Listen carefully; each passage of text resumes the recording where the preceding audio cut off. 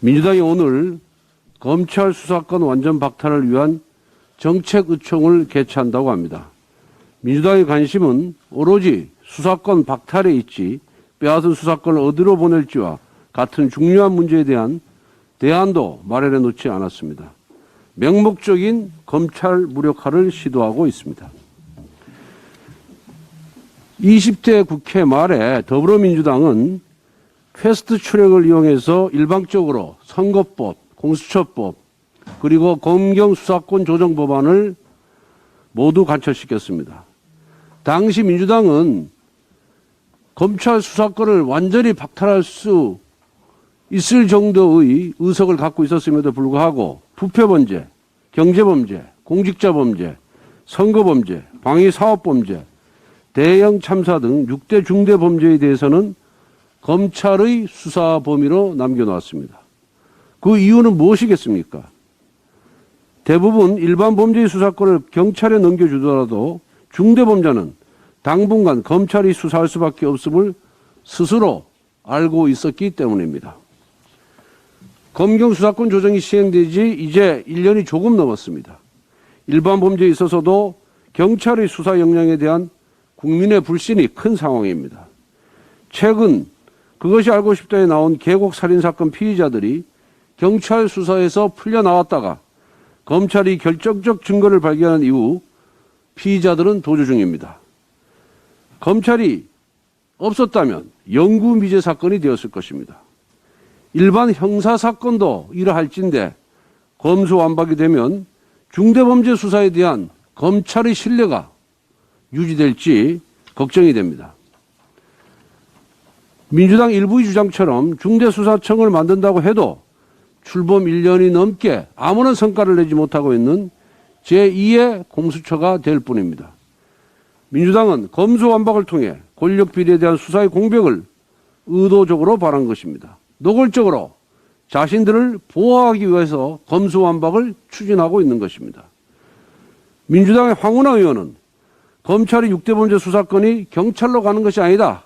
아예 증발한다. 라면서 검수완박의 진짜 속내를 드러낸 바도 있습니다. 6대 중대범죄는 제대로 수사하지 않으면 서민과 약자가 피해를 보는 범죄입니다.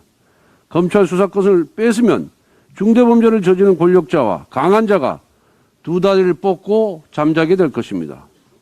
민주당의 검수완박은 도대체 누구를 위한 법인지 묻고 싶습니다. 민주당의 검수완박은 검찰이 아니라 국민이 반대하는 법입니다. 평범한 국민과 약자는 6대 중대범죄를 저지를 기회조차 없습니다.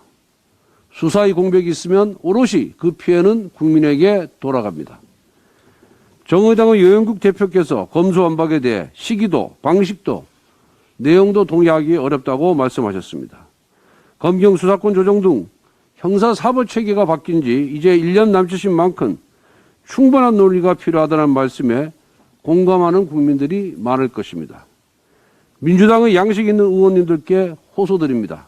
모든 민주당 의원님들과 같은 생각일 거라고 믿지 않습니다.